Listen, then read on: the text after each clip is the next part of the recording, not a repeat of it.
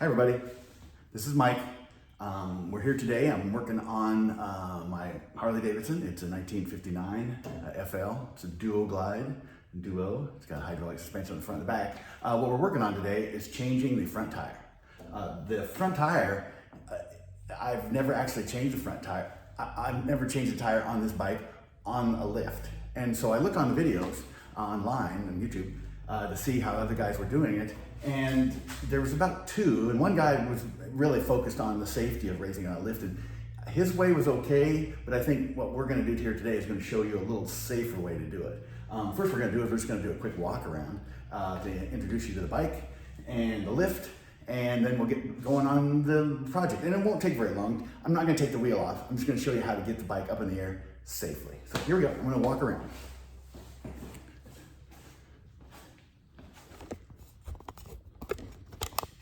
Here we go. This is the bike. It's like I said, it's a 1959 Harley, and we walk around and kind of do the lift at the same time. You can see the lift. Move this out of the way. It's a handy, fantastic lift. It's a handy, and it's a SAM 2 Airlift 1000. They don't make this lift anymore. At least I went on their website just a little bit ago just to verify, but this lift is not there. They've got some that are similar. But this one here actually has, and you can see right here, get my camera there, right here, this front section will fall off, and that's what it's designed for. Normally, this is the first time I've actually ever used this front section. The motorcycle wheel clamp is here, and it normally would mount in these holes right there and over here. And so what this is a really good system because it's designed to, so you can raise the bike up and secure it, and then you can drop this whole front end, drop down, and we will probably do that. Which, now some of you folks have lifts, you can't do that. And so the way I'm gonna show you how to lift up the bike, it's not necessary because you can lift it up plenty high and be really safe. So anyway, it's a handy, fantastic lift. I wish I'd have bought it 40 years ago. I didn't have the money then, and they're still a pretty reasonable price. This lift is one similar to this is around $1,500 to $2,000, so I would highly recommend it. So anyhow, this is the old bike. I put it together, I bought it in 1989, and I tell people that I literally had every bolt out of it except the engine and transmission. I had them out, and I took them to a friend of mine, Tom, and he rebuilt the engine and transmission, and he relaced up the wheels with new wheels because they were pretty rusty and bad, and laced up the wheels and put everything back together. So, but other than that, I did the painting on it over the winter from between 89 and 90. Literally every bolt, like these bolts here, which are all CAD plated, and hardware like that is CAD plated. And I took them all off. This is all CAD plated, shifter, and put them in a bucket and sent them off. And the kickstand, jiffy stand. And so sent them all off. And within a month or two, I got them all back, and I just had a big clean bucket of parts. And the concern about that is when you take them apart, you can kind of tell because you can see wear marks or grease or whatever. But when you do that, they're brand new. So you have to kind of remember where it is. And you can see even my clutch linkage here is, it's got some, I used to have dual exhaust on it. So this is from heat damage right here. And I guess it gives a little bit of patina. But anyway, I took the dual exhaust off after a couple of years because I didn't care for it, too much hassle. So anyhow, right around the bike, and you can see on the back of the lift, the back end drops off too. And normally I run this lift, well, let me do it this way. This comes out and it actually hang down, and we can just let it hang down. So there it is, hanging down. And that works awesome. In fact, I normally run the bike or the lift with that off completely and the front end off because I'm working on little bikes, Hondas. I used to have a whole bunch, now I have just 4. And so I usually just run it with as short as it'll possibly go, and it's awesome because you can walk around it. And that was a huge selling point to me, that you don't have this big, huge lift when you're working on the Z50. You don't want a lift that's, 6-8 foot long. But anyway, I guess I don't want to forget about the bike itself. Everything's just what it is. It's just a good old bike. Like I said, in '89, I bought it from a family member, actually, and a friend. And then through the winter, I took it completely apart, had the engine transmission built, and the wheels relaced, and with new spokes and everything. And then I put it together, and the spring of '90, I rolled it out. And I haven't done anything to it much since then, except that same person, Tom White, I had him put a belt drive on the primary in, I don't know, 99 or something, somewhere in there. And that's been a good upgrade, a very good upgrade. Just a good bike. And I put a new windshield on. I still have the old original windshield and the hardware, but of course it's all just old and decrepit. So anyway, that's kind of a walk around the bike and the lift. So we'll get back in here on a tripod, which is definitely more stable. And there we go. Okay. So anyhow, as I was saying earlier, most of the time, when I'm putting on a front tire, like I said, I've never done a front tire on a big bike, on the lift. I've done it on the ground, and there's plenty of videos of guys doing it out there on the ground, where you put a block of wood under your jiffy stand here, and while it's leaned over a couple blocks, so it's pretty much straight, and then you put a jack under the frame, and then you just jack it up, and you're sitting then on 3 points. You're sitting on the jiffy stand, the jack, and then of course the rear tire, and that's actually pretty good. It's pretty safe. And as long as, and you might not be a bad idea to have a friend around, or at least be paying attention to make sure he doesn't slide on a piece of wood or something, but it's very stable and it works. And there's no reason not to do that. The only thing I would recommend people to do is, watch my thumb there, is to, if you have a lift, well then let's use the lift, because that makes life, this lift is fantastic, right? And so on my little bikes, my Hondas and stuff, well, I just turn them around backwards and I put the back wheel in the clamp. It's super easy. Back the bike up the ramp, clamp that down, and they're light enough and weak enough. And really, this lift clamp is so solid. These straps, they're not really doing much. I mean, they could, but they're not, because this thing is rock solid. And so then with the little Honda, you can put the back tire in there, lift it up, and you can lift it up this high on the front end, on the other end, and then work on anything you do. You do it stuff all the time with the back on, doing handlebar stuff and everything, which you'd have to do the same thing with this if you're gonna do handlebar stuff. And so just to change your tire, yeah, sure, I can do that on the ground, but if you're gonna let me rebuild your forks and stuff, or do anything, even wiring in there, it's nice to have that so you can turn and make sure everything's clearing your wires and all. So you wanna do it, you have a lift. I have a $1,500 lift, let's use it. So anyhow, that's kind of where we are, and we're going to start, and I'll show you kind of how I do it, and I'll move the camera as necessary, but it should be pretty easy, pretty straightforward. It shouldn't take too much long. Probably the introduction is the longest part. So anyhow, what we're going to do is I'm going to stand up, and I think I'll raise this up just a little bit. There we go. Maybe back off just a little so you can see better. So anyhow, what we're going to do is we're going to get my little jack out. I have just a cheap little a cheap little jack. This guy right here. It's just a little scissors jack. And we're going to put it on here. We're going to put it back here in the center of the frame, as far back as we can go and be nice and solid. And then we're going to raise it up. This way. Basically, we want to get it up pretty high. And I've done this once before, so I know everything works, so I don't want to waste a lot of you guys' time. So we're going to raise her up. We got everything all nice and tight on the front, and you can see the back end is coming up pretty high. Right now I have probably about 3 or 4 inches there. What we're going to do now is I'm going to walk over here and get what I have. I've already cut these, and you want these to be probably this size, or 6x6s, or what I have is 6x6, and you can see it's pretty long. So it's literally almost one side of the table to the other side, and then I also have you put it clear back as far as you can. So it's sitting on the frame, and fortunately on this Harley, and I think most bikes, but correct me if I'm wrong, the frame is the lowest part, and so there's 2 frame rails underneath there, and they're flat, round of course, but they're flat at the bottom. And so when if you set something down there, it's going to sit solid on that frame. And then what we do is we'll be able to pivot off of that part instead of trying to hold the back tire down the straps, and it's like a bike on a razor blade. This one here, once I get it set up, it's rock solid. You can probably turn the bike, lift almost upside down, and it wouldn't fall off. So then we'll put this block under here, maybe put just a little bit more. And of course you can adjust it on and you can raise it up even higher. But this is going to be not nice. This is a 6x6, and then this is a little bit of more than a 1-inch board. I don't know where it came from. You take my computer real quick. Show you how high I raised it up. You can see it's up 6.5 inches. So that's where we are, 6.5 inches blocking, and you want to have something that's nice and a wide base, like this is, nice and wide. This is 6 by 6, and of course the 6 by 6 is 5 3/8. Well, anyway, that's what that is. It's a landscaping timber. So anyhow, if you had one that was solid that didn't need to have spaces, that'd be great. I was going to use a 2x4 on top of it, but it's really unnecessarily tall. You could use it, but it's really tall then. So this is like a little over an inch, just a little tiny bit. Some engineered lumber of some kind.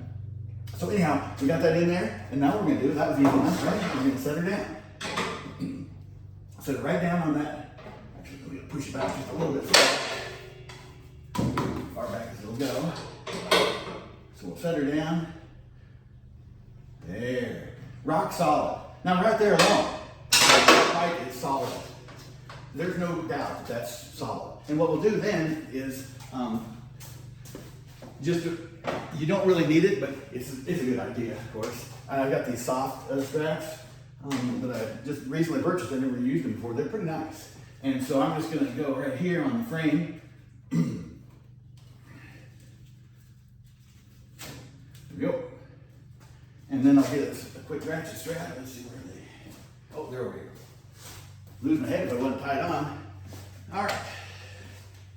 So put this on here. There we go. This is definitely long enough. All right. And I'm just going to go underneath the frame of the lift. Because these holes here just are too short for my ratchet straps. I found it out. So we're going to tighten it down. And there we go. Now, there's a little tension on here, but not much. And this derby cover is far from perfect. That's a factor. I should probably put something in there. I'll walk you over to the other side, and we'll do that side. There we go. Actually, we'll do it right. Yeah, about right there. All right.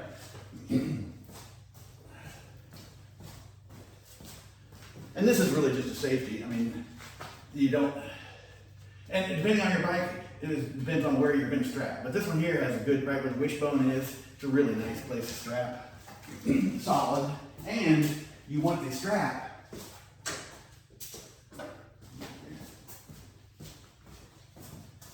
And you want the strap to be as close to the center of the blocks as it can be. Because the bike's going to, of course, be pivoting. And it's going to pivot on those blocks. So if the strap's in the center, the strap stays tight the whole time. All right. All right, there we go.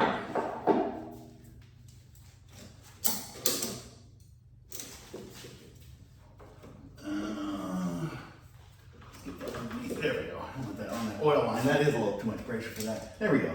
That looks good.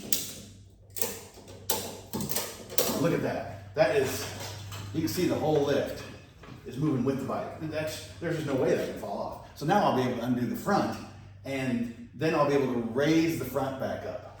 So that shows that side. I'm going to, actually I'll take you back over to the other side. Because in the past I've done it.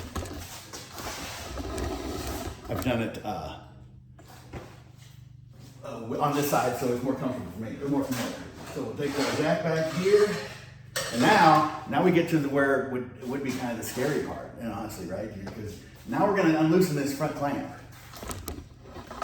We're going to be we're going to loosen this front clamp, and when you do that, this bike has got to be solid. It has to be stable, because things go south really quick. But anyway, you can see, nice and rock solid tight here, we're good. And so now we're going to undo these straps here. They got a little bit of tension on them, not too much. You can see the front end rose up just a teeny bit. And even with these off, and even the others on, not on, this front clamp is so tough that on my little bikes, I don't ever use straps. I mean, if I'm doing I suppose. No, I just really don't. I just clamp the front tire down, or the rear tire, and that thing holds it. It just rocks solid. If the wheel folds over, well, then you got bigger problems. So now we can take these straps completely off. Get them out of the way. Set them back here. Go around to the other side. And of course, you can leave them on, but they're not necessary. They're unnecessary.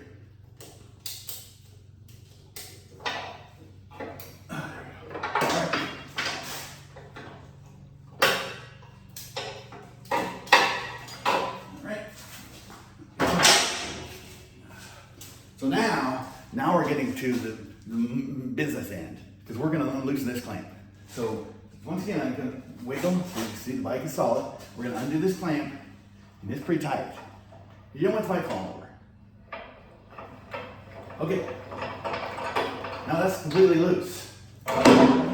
Now, the bike is balanced basically on this block and the front tire. So now we gotta raise the front tire, and when you got a big bike like this, big Harley, or anything that's got a huge fender, if you don't have a dropout center here, if you don't have that dropout center, or this dropout front, then you'd have to raise it up pretty high. But for me, since I have the SAM 2, I don't have to raise it very high. I just have to raise it just a little bit, and then I can swing the front, this whole front part off, and it'll swing down.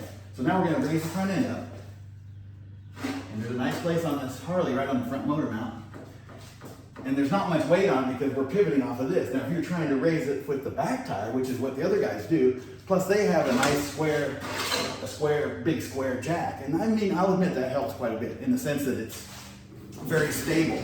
But instead of having the jack be a nice square, that you have to constantly be unratcheting your straps or loosening them, and then you move a little bit, and then you tighten them. And that one guy, he did it that way, and that's great. But I don't think it's necessary.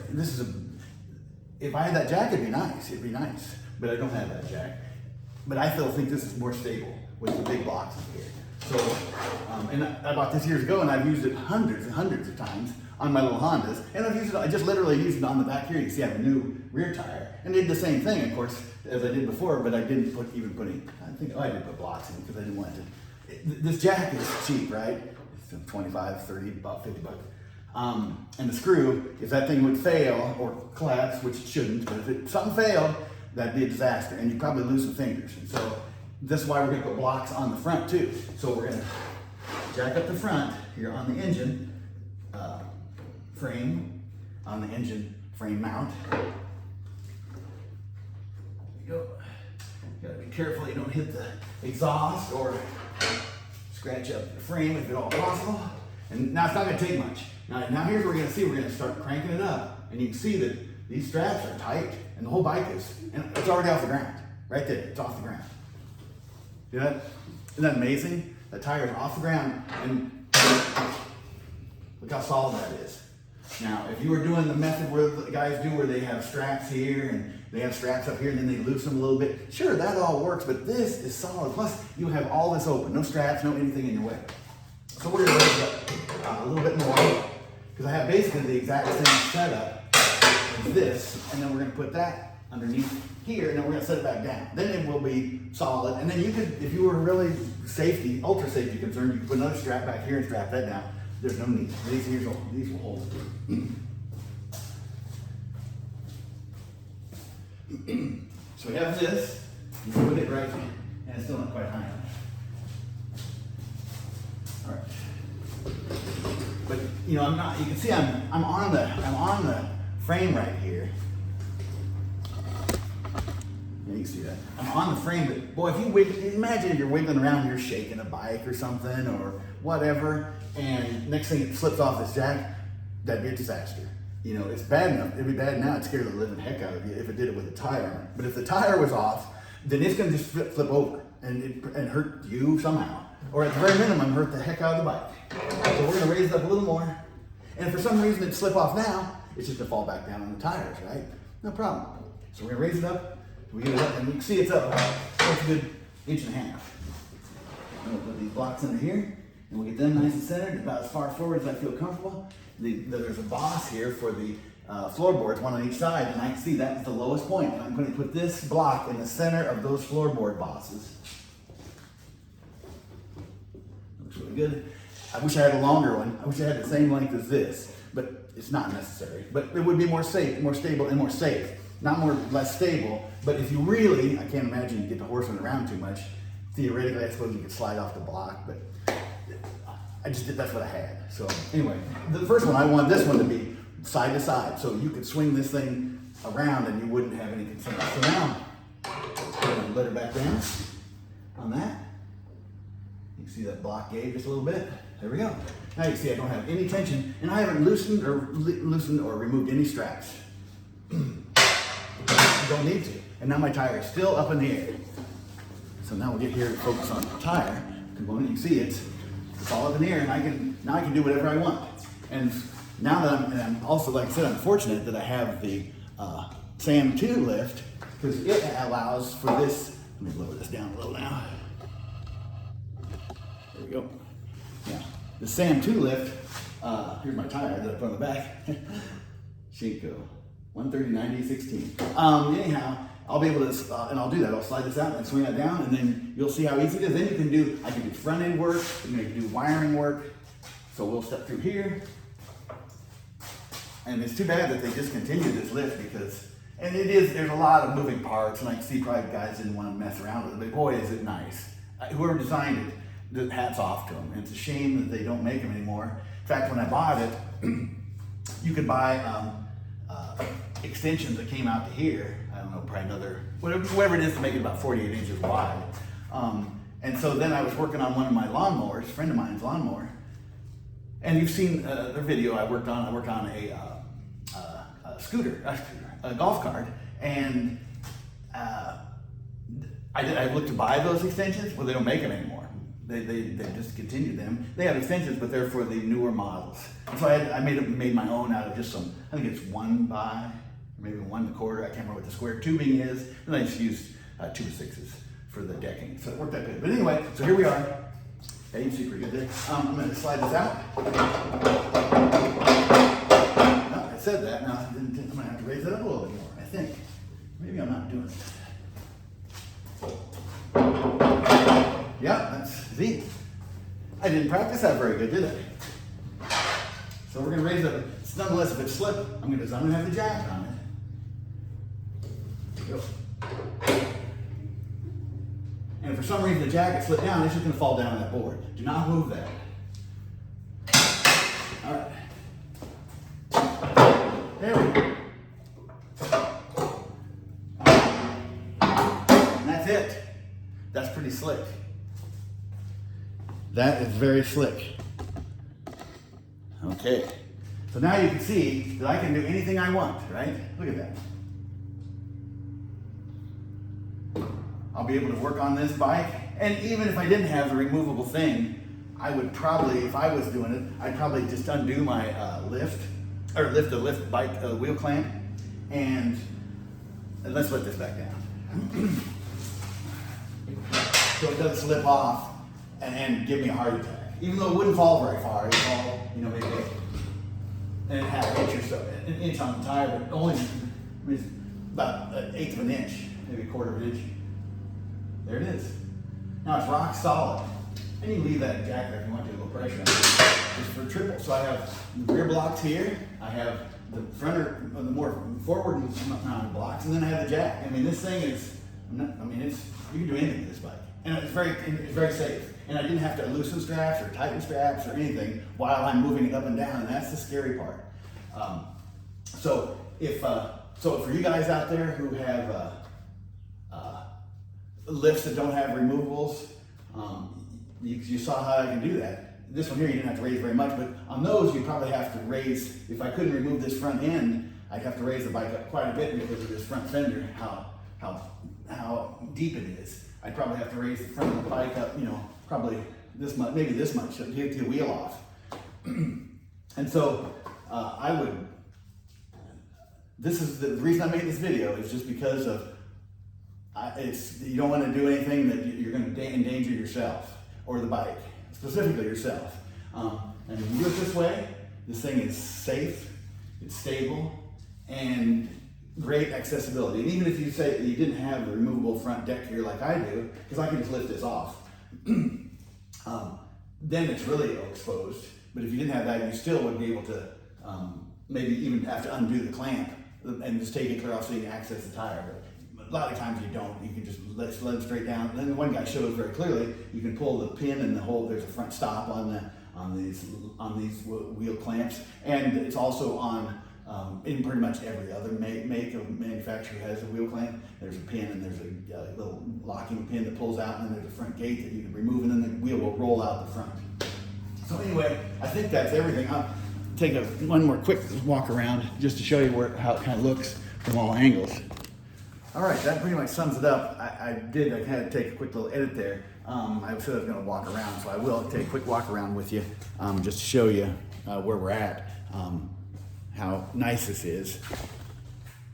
I mean, it's just, the bike is just right here. You can do anything. I can do it with front end. And it's so super handy, and it's so super stable. If you come over here, it's pivoting on all these, not pivoting, it's locked down on all these frames, and you can see that's just not going anywhere. It just can't. And I feel very comfortable with that, and that's what we all want to do. We all want to make sure that we're comfortable. And once again, even if you didn't have this dropout on the front, you can do whatever you need to do to, if you had to take the clamp off. This up. Gotta get the bike straight. There we go. I'm not gonna put it all the way back in, but if you did, and this is that little gate I was talking to, there's on all of these bikes, clamps have this, pull this pin out, and you pull that out, and then the front wheel would just roll right out. But that's all good and well, but say you don't want to take the wheel off, you just wanted to work on the forks, or not forks, say you want to work on the wiring. Well, then you can do that, but you couldn't turn the wheel because you'd be hitting on the lift, on the bike clamp. So in that case, if you wasn't able to drop it out, you can just unbolt the whole clamp off the lift, and then you'd be able to turn your bike. Or you could raise it up really high, which I would probably not do that. That'd just be the less you move it, the better. You don't want to move it any more than you have to, up or down. So that's what my recommendation would be. So that's pretty much the whole story. I'm not going to go any further. I've got a tire coming in. It's supposed to be here today. I'll probably just leave the bike up and swap the tire out today yet, and maybe go for a ride, even though they're talking about rain in a little bit. It's a pleasure, hopefully, sharing this information with you guys, and hopefully you learn something, and maybe learn something to do, maybe learn something not to do. Who knows what I've done. So all the best to you guys out there. Whenever you're working on your bike, whether you're working on your car or your house or trimming a tree or something, just do it safely. And YouTube and other video formats are a good place to go to see what others are doing. There's some safe guys out there, and then there's some pretty unsafe guys out there too, obviously. Those are more for humorous effect. For me, I don't want to have any injuries, and I don't want to definitely have any injury to the bike or me. So let's work out there safe and ride safe. And I'm going to call her good at that spot right there. All the best to you guys, and we'll see you on the next video.